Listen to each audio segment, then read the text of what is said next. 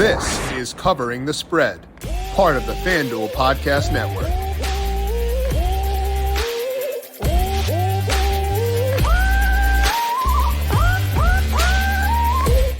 We talked through all the Thursday games in the first round of the men's tournament earlier on today, so let's shift our focus now and talk about Friday in the round of 64, and who better to get us prepped for day number 2 of the tourney than Ben Stevens of SportsGrid. We're going to pick his brain around all those games, go through the regions, talk some futures to get you ready for Friday's games in the tourney. This is Covering the Spread right here on the FanDuel Podcast Network and numberFire.com. My name is Jim Sonis. I am a senior writer and analyst for numberFire.com.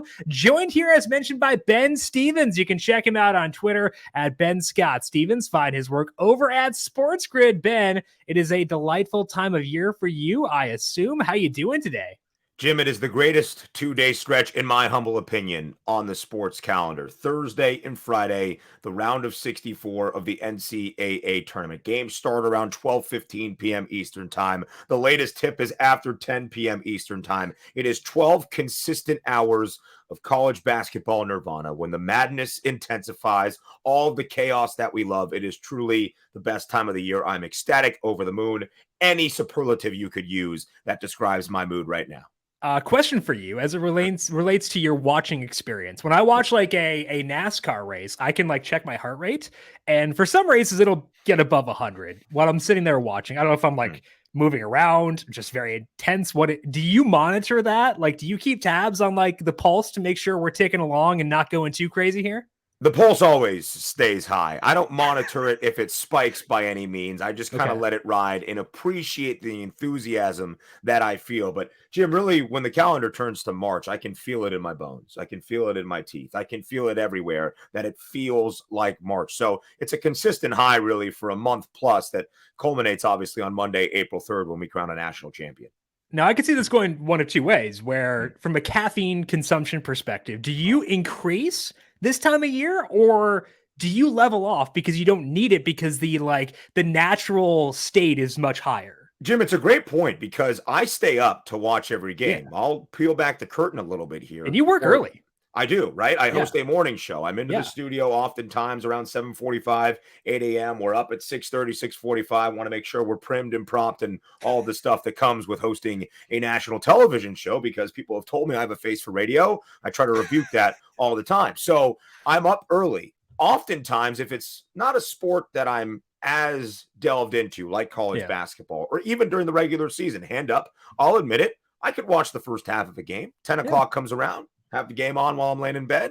Maybe I doze off. Maybe I don't catch the end. Maybe I dive back through the box score to make sure I know what happened, so I am prepped and ready to go for the next morning. But this is not that. I am up, not because I have to be, because I want to be. I desire to be. So it's not a lot of sleep. I truly try to embody, and I often do, as my alarm goes off and I'm groggy and I'm tired, I'll say to myself what John Rothstein always says: we sleep in May. That's right. And I make sure that I reiterate that to myself to fire myself up. And I always think to myself, Jim, all right, today, we're going to grind through it. We're going to get through it. I'm going to be exhausted. And then by the time we get to the afternoon, I'm like, all right, let's go. Let's roll. I'm always ready to go. So my one cup of coffee in the morning kind of lasts me the day, maybe a second in the afternoon. But for the most part, just having college basketball on is the caffeine I need. Our goal today is to ensure that sleep in May is a happy sleep. We're going to try to go through the Friday games, break down what Ben is seeing there across each region, talk some futures, get you ready for that. If you want to hear some thoughts on the Thursday games, we broke down those with Austin Cass here on the show earlier on today. Find that by searching for Covering the Spread. If you want some last-second bracket advice, we had our bracket breakdown on Monday with Dr. Ed Feng and Bennett Corcoran. That is also up on the Covering the Spread podcast feed and over on the FanDuel YouTube page. Check those out there. And if you like what you hear, leave us a rating and review as well. This March, take a shot at college hoops with a no-sweat bet on FanDuel Sportsbook. It doesn't matter if you're new to FanDuel or already have an account. Right now, all customers can tip off the tourney with a no-sweat bet. Just sign in to your FanDuel Sportsbook account and claim yours today. Then you can bet on everything from the money line to point spreads, that 5v12 seed matchup you've been eyeing, all to that is safe, secure, and super easy to use. There's no better place to bet the tournament than FanDuel Sportsbook. Just sign into your FanDuel Sportsbook account today to claim your no-sweat bet. Make every moment more with FanDuel. Must be 21 plus and present in select states. Bonus issued is non-withdrawable bonus bets that expire 7 days after receipt. Max bonus bet $5 unless otherwise specified. Restrictions apply. See terms at sportsbook.fanduel.com. Gambling problem? Call 1-800-GAMBLER. Hope is here. GamblingHelpLineMA.org or call 800-327-5050 for 24/7 support in Massachusetts. In New York, 1-877-8-HOPE-NY or text HOPE-NY. FanDuel is offering online sports wagering in Kansas under an agreement with Kansas Star Casino LLC. Call 1-800-GAMBLER or visit FanDuel.com/RG. In Arizona, 1-800-NEXT-STEP or text NEXT STEP to 53342. In Connecticut, 1-888-789-7777 or visit ccpg.org/chat.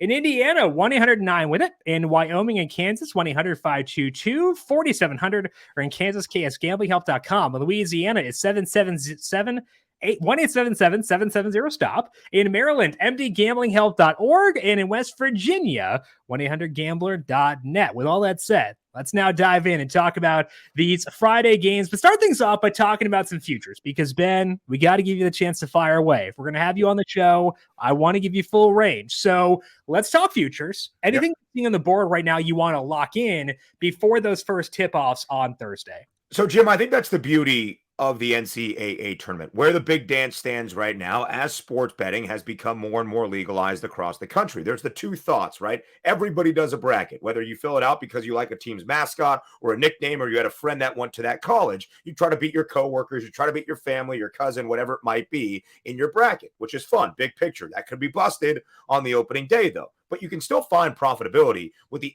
individual game bets. But it's not just those two in conjunction from each other with the bracket and the bets. It's also, hey, I think this is a really good path to the Sweet 16. Hey, I think this team has a great path to make it to the Elite Eight or the Final Four. Or, hey, cut down the nets as the national champion on Monday, April 3rd. So it's really fun from that perspective once you get the actual bracket to lay down future bets. Jim, I've had two future bets that I made way back in the middle to ending portion of November. It was Houston to reach the Final Four, believing in the Cougs' pedigree and knowing where the Final Four is this year, of course, in H-Town, in Creighton to win a national championship. That was my only preseason futures bet. Houston was later on in the month of November, but still within the first couple of weeks of play. The 25-1 number on Creighton that I got before the season underway looked absolutely sensational for the first 6 games with a couple of highlights in the Maui Invitational. Then it looked absolutely dreadful the 6 games after that as Creighton started off a perfect 6-0 and then lost 6 straight, their final 3 without their very talented big man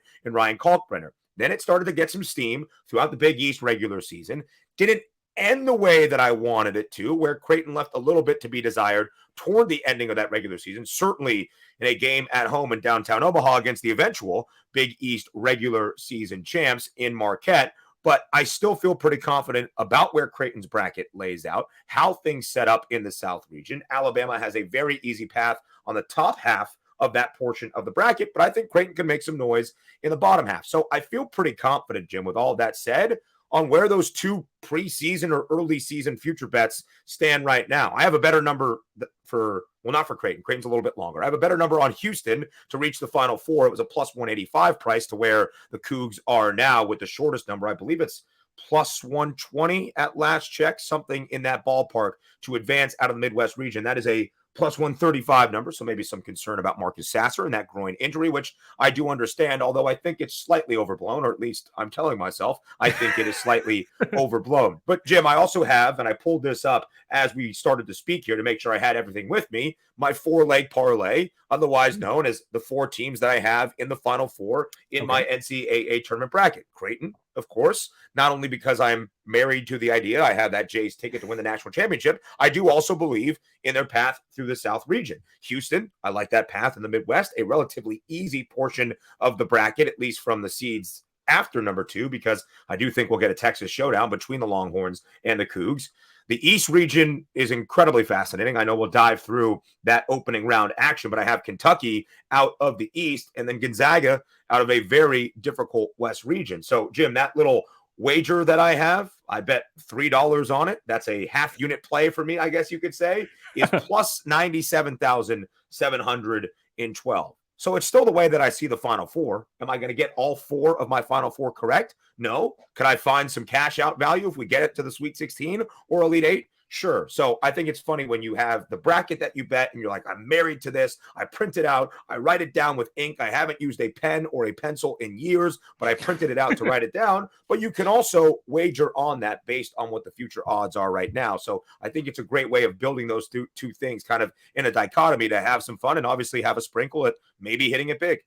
And I think the beauty of that is if you go in with like an assumption, you can find multiple ways to profit off of that assumption. Like, let's say you think that Creighton is undervalued. Well, do you want to bet their money line in the first round? Do you want to bet their odds to reach the Sweet 16? Do you want to bet them to win it all? 35-1 is where they stand right now. I think that if you go into that assumption, you can kind of find the best path to betting on that. And it could be via your bracket. It could be a lot of different ways. So I think that's kind of the luxury here is you don't have to settle for one route when trying to take advantage of your read on a situation. Absolutely so. Jim, we have a guy that comes on the entirety of the Sports Cure Network, but he comes on the morning after the show that I host each and every week on Monday mornings. His name is Dave Sherapan. He's a former odds maker who has sat in risk rooms, and I've learned a lot about just the nature of handicapping and how to think about things from that sports betting perspective that's different than being a fan and saying, hey, I love the way that Houston plays defense, right? Just the sports betting perspective. And he spells it out very clearly now in a tournament, because that's what March Madness is, a tournament of 64 teams by the time we get to the round of 64, trying to play their best basketball for 3 weeks. That's what it is. And so when you think of winning a national championship, Alabama, Houston, Kansas, Purdue on the one line, various other 2 seeds you feel confident in, it's a 6-game parlay, 6-game money line parlay to winning a national championship. So Houston's number at 5-1 being the pre-tournament favorite might be a little short in that comparison when you look at the Cougs like that. Maybe the value has been sapped. Or if you feel confident that a team's path in their portion of the bracket is good to reach the Final Four, it's a 4-game money line parlay. So it's all those ways of thinking about it, Jim, where you're like, oh, I like Creighton's first round matchup. Ooh, I like the way that Creighton's going to perform in the round of 32. Hey, they're in the Sweet 16. I've already reached this point. What's 2 more wins on that money line to make that Final Four ticket more of a reality? So that's a different way of kind of conceptualizing it as well. Yeah, and I think that before you place a wager, ask yourself, is this the best route for betting on this? You can ask yourself, the answer could very well be yes, but like ask yourself that and, act appropriately after that. Right. Let's talk about some games now, Ben. Let's start things off in the East. 6 total games here, looking at spreads, money lines, totals. I know you do some player props. Not sure if those are posted yet, but anything you see in the East where it's a 6-game slate on Friday. So the East region overall, Jim, is the most up in the air in this NCAA tournament. The 2-seed Marquette, in terms of the 2-15 4 matchups that we have, the 2 versus the 15, the 4 games we have all around the bracket, Marquette, despite being the Big East regular season champion, outright for the first time in program history, despite winning the Big East tournament inside Madison Square Garden. By the way, the Sweet 16 and Elite 8 of the East Regional played in Madison Square Garden as well. So Shaka Smart's Golden Eagles should be comfortable if they reach that stage. Marquette's only an 11.5-point favorite against Vermont. That's the shortest number in favor of a 2-seed in the entirety of the opening round matchups. And K-State, as the 3-seed, only an 8.5-point favorite against Montana State. Again, the shortest number for a 3-seed in that 3 versus 14 matchup, which means the East is very open. And I'll obviously allow you all to make your comments on the Purdue Boilermakers. You will not hear that from Big Ten Ben or the man wearing the Northwestern hat in Jim Saunas. But as I look at the East, Jim, there are 2 games that really stand out. I was gung-ho and ready. You could have told me, Ben, Oral Roberts is playing Tennessee. Oral Roberts is playing St. Mary's. Oral Roberts is playing anybody, and I would have said, doesn't matter, Oral Roberts, money line, because of what Connor Vanover is inside, and the name we all remember in Max Asmus from their Sweet 16 run just 2 NCAA tournaments ago. And then the committee says, how about Duke, Ben? You feel confident enough against the Duke Blue Devils, who have won 9 straight games, including that ACC tournament title last week in Greensboro? It's the one area, Jim. I think this game is competitive. I don't mind betting Oral Roberts with the spread, but it's not that classic 5-12 spot. I would look at the Golden Eagles for an outright victory. I do, however, have a bet on ORU to go over their team total against Duke. It's 69.5. It's a way for me, Jim, to have some action on Max Asmus because I want to and truly believe in this Oral Roberts team, a 30-win basketball team that played 21 conference games in the Summit League this year, including their conference tournament, and they won all 21 of them, to be a 12 seed in the NCAA tournament. The fourth best scoring offense in the country, averaging more than 82 points per game, 82.5 to be exact. So I think it's a way that if Oral Roberts is going to come close to even around this 6.5 point number that opened at 7 in a hook, they're going to have to score 70 points against Duke. It's a way to have some action where even if they end up losing by 9, not covering, not advancing, of course, pulling the upset, hopefully I can find my money on Oral Roberts because of how good they are offensively. Another game in the East region, Jim, that might be the game I've heard the most about, maybe across the entirety of the bracket, is the 8-9 matchup between Memphis and Florida Atlantic. The winner of that game is going to beat Purdue. Doesn't matter who it is. The winner of that game is going to beat Purdue. I'm not so sure. And I'm also not so sure that everybody who is backing Memphis with their life savings is seeing things correctly. Memphis is a really good basketball team. Memphis in the non-con is better than I even anticipated they were. And of course, they ended the year winning 14 of 17, including the American Tournament Championship against a Marcus Sasser-less Houston team this past weekend. But Florida Atlantic, for whatever reason, I understand FAU is in a smaller conference even than the American at that mid-major level. But FAU is one of 3 teams in this tournament, Jim, that has won 31 games. Charleston, Houston, FAU.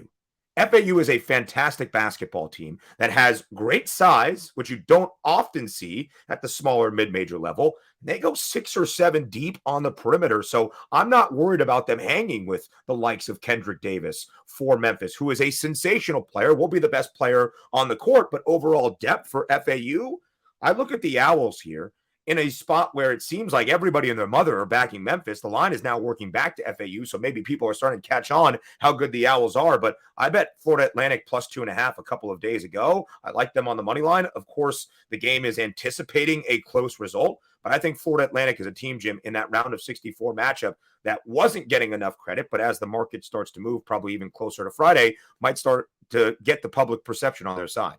And I believe when you look at like advanced analytics around this game, it typically views it as close to a toss-up. Right now, the current markets are FAU plus 1.5. That's minus 110. Money line is plus 102. So let's say you don't have the 2.5 in your pocket, and we're looking at this market, with fresh eyes. Yeah. Are you preferring the money line at plus 102, or do you want the 1.5 points for the extra flexibility at minus 110? I mean, listen, the 2.5 points I think is good. And you might say to yourself, what's the difference, Ben? 2 points is a basket. What does it matter if we're going down to 1? I think this game is going to be that close. Yeah. And these games in the tournament, when it is do or die, are going to be incredibly close. The positive, I would say, Jim, just overall in college basketball thought, given the 1-and-1, given the double bonus, and having college kids in the biggest moments of their lives, is either to cover a number, regardless of which way you bet it, an underdog or the favorite trying to cover that, is having the potential of free throws in a close game tight that is late. So if Florida Atlantic is up 3 and Memphis is trying to prolong the game in the final 40 seconds of a college basketball game, can take half an hour in real time, it gives you some wiggle room to cover that number of 1, 1.5, whatever it might be. But it also could come down to that game where now Memphis comes back, they hit a 3, they win by 1 at the buzzer. And although I felt very confident about the Owls money line, all of a sudden I'm like, man, I really could have used that hook. I mean, look at the first night of first 4 action. Games decided by 5 combined points. Pitt won outright as a 2.5-point underdog, but Texas A&M Corpus Christi kind of set the stage, I think, for this March Madness tournament when they were a 3.5-point favorite, hit 1 of 2 free throws finally late, and covered, winning by 4 points. If that's the first game of the NCAA tournament where the hook was so decisive, who's to say it's not? So I don't mind, Jim, taking plus 1.5, even though it's not all that different from the money line price of plus 102. You're only laying 110 in terms of the VIG. It's not going to be that big of a plus money price where the money line intrigues me. There are options where I think the 1.5 does make as much sense as the money line as well. And you're asking, how often does this game land on 1? And in a game like this, it's a non-zero number. So I think that 1 does matter. And I think it's important to keep that in mind. Like an FAU plus 1.5, minus 110 against Memphis in the East. Let's shift now to the Midwest, Ben. We got 4 games for this one on Friday as well. When you look at the Midwest, what are you seeing there? The Midwest is a very, very interesting bracket because, again, incredibly top heavy. We knew Houston was going to be on that 1 line pretty much all year long. Texas has been on a tear. Again, Jim, pre-bracket evaluations, right? If Texas was a 2 seed in Alabama's region, in Purdue's region, no doubt about it, the Longhorns are probably making my Final Four. But because of where they are right now overall against Houston, knowing how much confidence I still have in the Cougars, I'm going to send Houston, but I have Texas in that Elite Eight. So how does the path all match up from the round of 64 perspective? I will say this. The reason I feel confident about Houston's draw, despite not being the number one overall seed, the top team in the tourney, is because I don't have a lot of confidence in the 4 or 5 in this region. Of course, when you look at the 5-12 matchup, Drake is the shortest underdog that we have against Miami. And this is the spot, Jim, where that 5-12 game where everybody picks the upset in that opening weekend of action. Since the tournament field expanded to 64 in 1985, we have seen the 5 seed win 95 or has a 95-53 record. So obviously winning outright, that idea of upsets being the thing is not necessarily the truest thing across all 4 matchups that we have. But since the year 2000, in every NCAA tournament except for 4, we have seen a 12-5 upset. The most recent time we didn't was the 2018 Big Dance. This game would tell you, as the number continues to work to Drake's side, that Miami is going to be in for a dogfight. Jim, I'm kind of in the same way that I feel about Florida Atlantic and Memphis, at least at the start, is how I feel here. So many people are picking Drake. Drake is that 12 seed. Without a doubt, Drake is going to pull the upset. Well, I'm pretty confident in Miami, given the pedigree they have from last year, their Elite 8 run, the fact that their guards are back for the most part, Isaiah Wong leading the way. You add in Nigel Pack, the Kansas State transfer. I'm a little bit worried about Norchad Omier. I was hopeful, and then I got the report from Jim Larinaga earlier on Wednesday afternoon that he hasn't practiced yet. And this is not a game where he can sit out and we'll see you in the round of 32. No. They need the big man in the transfer from Arkansas State to be there for the Canes. But I really do believe in Miami. Drake is as good of a mid-major as you will find. They won a really good Missouri Valley Conference this year. Darian DeVries and what he has done. I covered him when he was an assistant coach under Greg McDermott in Creighton. What he has done since he has gone over to his alma mater and taken over Drake has been sensational. His son Tucker is outstanding. Every guy on their roster is 27 years old and could legally rent a car right now. So they have that veteran experience as well, and they made the NCAA tournament just 2 seasons ago, so they have some experience in these spots. But again, what is Miami when you look at a constructed team for the Big Dance? Incredible backcourt, Nigel Pack, Isaiah Wong. 2 scorers, 2 incredible playmakers. Ideally, a big man to pair with them in Norchad Omier, who, again, I hope is available for this game. I'm pretty confident in Miami. I'd lay the 1.5. I've already bet them minus 2.5. If I had to rank my favorite bets, and I literally sent this around to friends who asked for picks for the tournament, it was love, like, and leans. Yeah. Miami's probably in the like or leans category, but I do believe in Miami, and Drake's becoming way too public for my liking. The game right below that, Jim, is that underdog matchup that I like the most in the tournament. It's Kent State against Indiana. I am called Big Ten Ben. I was crowned Big Ten Ben by having a football rant about Indiana in the 2020 season. I love my Hoosiers. I love what IU can do. Had you asked me 2 weeks before the NCAA tournament began, Ben, if you had to point to a team in the Big Ten Conference after 22 seasons of not winning a national championship, who could break that mold? I would have said Indiana because of the emergence of the freshman guard and Jalen Hood-Schifino, paired with one of the best basketball players in the country in Trace Jackson Davis. And I was very optimistic about the eventual return of their guard, Xavier Johnson. He was supposed to be back for the regular season finale against Michigan. And then 24 hours before that tip, he was ruled out for the remainder of the year as he hasn't fully recovered from foot surgery yet. That wasn't meant to be air quotes. I don't want to slander Xavier Johnson, by the way. It was just the quote that I saw, fully recovered. Right. Anyway, so Xavier Johnson not back. Jalen Hood-Schifino at times still plays like a freshman, and TJD can't do it all himself. And who do they get to go up against? Kent State, a 28-6 basketball team that, Jim, is as tested as any mid-major you will find in the non-conference. They have 3 non-conference losses, all against teams that have made the tournament. They were a 1.5-point underdog against Charleston. They lost that game by 2. They were a 19-point underdog against Houston. They lost that game by 5. They were a 16.5-point underdog against Gonzaga. They lost that game also by single digits, only 7. I think Kent State is as good as you will find at the mid-major level, and they have a guard and a playmaker in Sincere Carey with the nicest beard in the tournament who will get a Just for Men NIL deal when all is said and done that can win them a game just from his play alone. Kent State plus 4.5, love it. Kent State money line, I've already bet that as well, Jim, at the plus 152 number. So that's my upset pick for the entirety of the Big Dance. I feel the most confident in. Okay, you're picking between the money line and the spread. Money line plus 162. The spread is plus 4.5, minus 115. Preference for you if you're taking just one of those. Where would you go? Well, I don't mind. So I will say this, right? Survive and advance. That's the theme of the NCAA tournament. What does that mean? Win the game. Doesn't matter what the spread is, win the game. So I think a natural reaction then is to look at the money line. When you have an underdog that you believe in, it also makes a lot of sense to bet the spread. All right, if Kent State misses out, but they lose by 2 and it was a great basketball game, one we will always remember, you covered with 4.5. So I understand the perspective of money line is just winning the game outright. I'm picking the underdog to pull off the upset, but you also do give yourself a benefit of the spread. And plus 152 or 162, whatever the money line is right now, is a good bit of extra cents on your dollar for that bet. There's no issue with picking the spread in this position, but for this game specifically, Jim, as I focus back on Kent State and IU, I feel very confident about the Golden Flashes. I bet this one money line, but I do understand the idea of taking the spread because it could be a very competitive basketball game. They don't come through with the overall upset, but you cover your number as well. So I mentioned before that our guest earlier today was Austin Cass. He is an Indiana resident. He's an IU fan. His 2 favorite futures bets were Kent State and Drake to make the Sweet 16. Not obviously parlayed because they can't, but he wanted both those teams because he thought that both Miami and IU were a little bit weak relative to their seeds. So synergy between 2 independent guests, both taking a look at this Midwest region. I feel like, again, he's an IU fan. You're a Big Ten guy. Yeah. It kind of reflects the sentiment justifiably around this conference right now.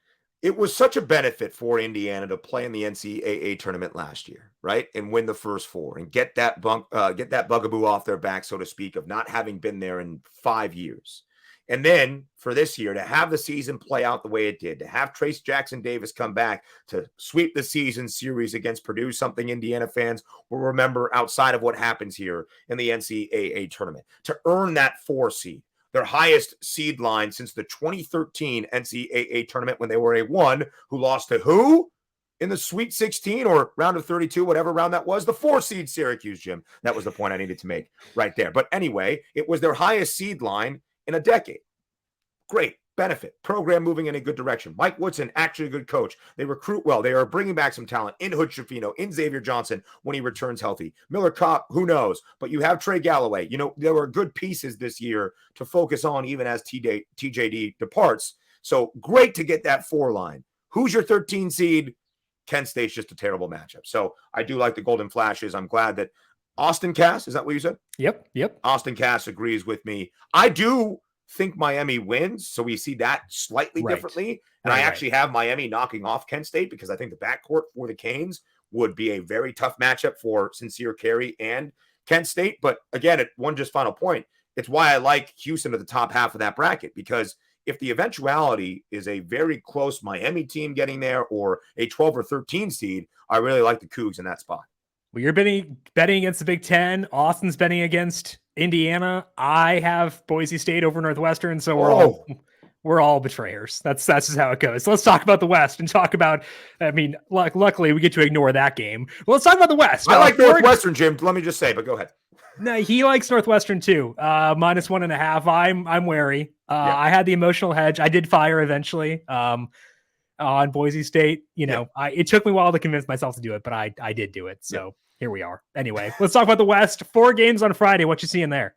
Yeah, I mean, the West region is by far the most difficult region in all of the tournament. I think the game that will highlight the slate, the game that highlighted Selection Sunday from a narrative perspective, is UConn and Iona, a potential Big East matchup of head coaches in years to come, with Rick Pitino being floated for every job that is available in the Big East right now, but namely St. John's. I mean, the storylines in Albany, it could not be better. I'm incredibly high on this UConn team. I have UConn making it to the Elite 8.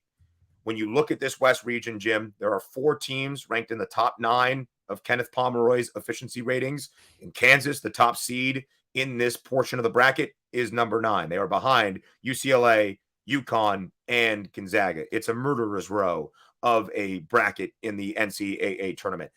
I don't love UConn laying 9.5. against Iona. The Gales have only been an underdog once this year outside of this game before we get to tip on Friday evening in Albany. It was against Richard Pitino and New Mexico. They did not cover in that game as a 3.5 point underdog. I don't love anything in this game. I'm just going to sit back and enjoy the theater that I hope is Dan Hurley and Rick Pitino getting too close to one another. There is an angle that I look at for Gonzaga against Grand Canyon, though.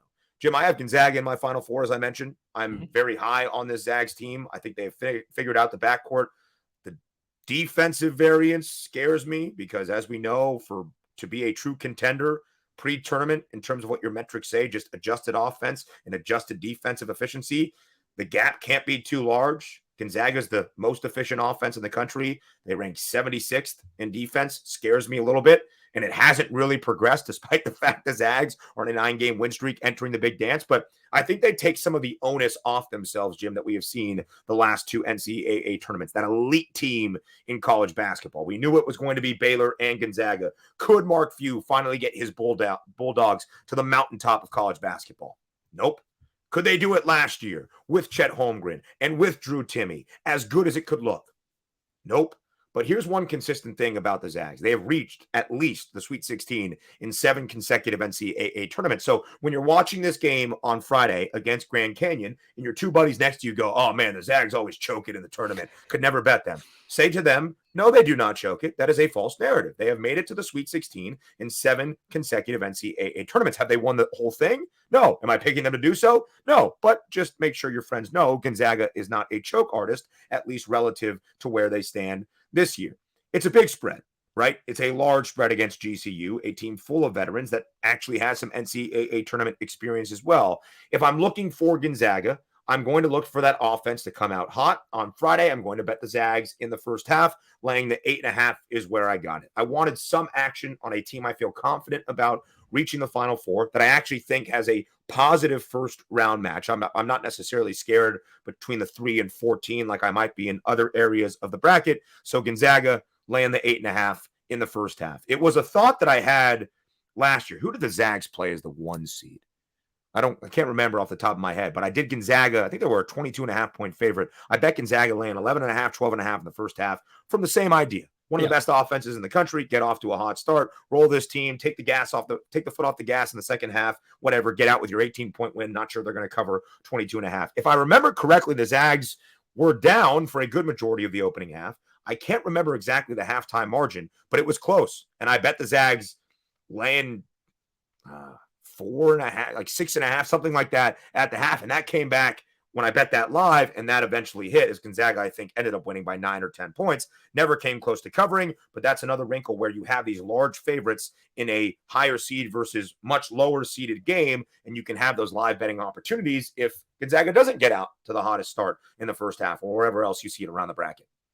You can still get that first half spread for Gonzaga. It's still at 8.5, minus 112 on Gonzaga in the first half, 8.5, the number there against Grand Canyon. So sounds like that is the angle Ben is leaning towards there. Let's finish up in the South. Just a 2-game slate on Friday in the South region. When you look over there, Ben, what are you seeing across that pair of games? So when you look at the South right now, Baylor, a team constructed that I think at the bottom half of the bracket, originally I was going to look at to make some noise. Baylor had bit me in the rear end, Jim, multiple times toward the end of the season. Baylor started to play really good basketball. They lost their first 3 Big 12 games, started to figure it out. A team not with the same exact names, but in similar construction to win the national championship 2 seasons ago over Gonzaga.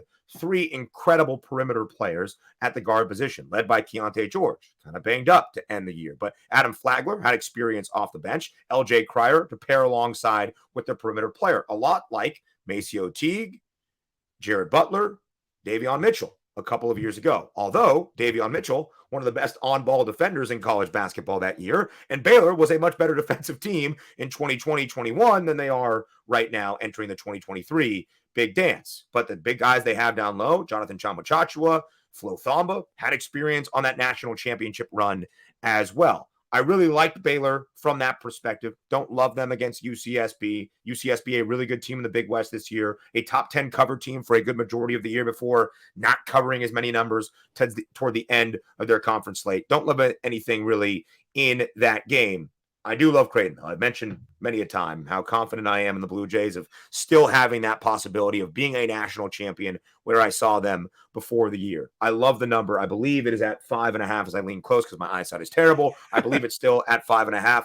I would bet Creighton minus 5.5. It's in my love category. Yes, Creighton left a couple of holes to be figured out toward the end of the year, certainly in covering numbers. But I think top to bottom, 1 through 5, and then you could add in the sixth man and Sir-Jabari Rice for Texas. It's the two best starting fives in the country, Texas and Creighton, with the guard position they have in Ryan Nembhard, Arthur Kaluma. They do it all. Trey Alexander. You have the big man in Ryan Kalkbrenner, one of the best defensive players in the country and in the Big East. And then you have Baylor Shireman, the guy that was the reason everybody was picking South Dakota State to knock off the fraudulent Providence Friars last year. It didn't happen, but he's as good of a dynamic stretch, long 3-4 you'll find in college basketball. So I think 1 through 5 under Greg McDermott, I love Creighton. They will have to buck the trend of not reaching the Sweet 16 under Greg McDermott. It does scare me, but I do believe if there's any team to ever do that in the program history of the Creighton Blue Jays, it would be this iteration. So I really like laying the 5.5 against NC State, a team that has really, really good guards, but a team I was surprised, let's say, Jim, to see get one of the final buys in that 11 seed portion of the bracket. I think Creighton handles business on Friday.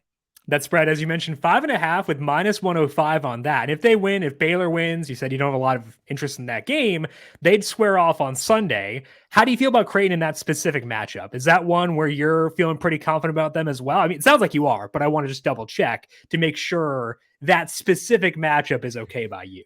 Yes, and that rematch of last year's round of 32, where Creighton was an 8 against Baylor the 1 and gave Baylor all they could possibly handle, or maybe even greater than that. Regardless, it was that rematch from last year where Ryan Kalkbrenner didn't play. Arthur Kaluma, a freshman at the time, went berserk. It was one of the reasons that I think you could be incredibly optimistic about this Creighton team entering 2022-23. So I would expect, I mean, if Creighton's a 5.5-point favorite in the 6-11 matchup against NC State, and Baylor's a double-digit favorite in the 3-14 matchup against UC Santa Barbara, that Baylor's probably a short favorite. I would look at Creighton outright in that game against the Baylor Bears.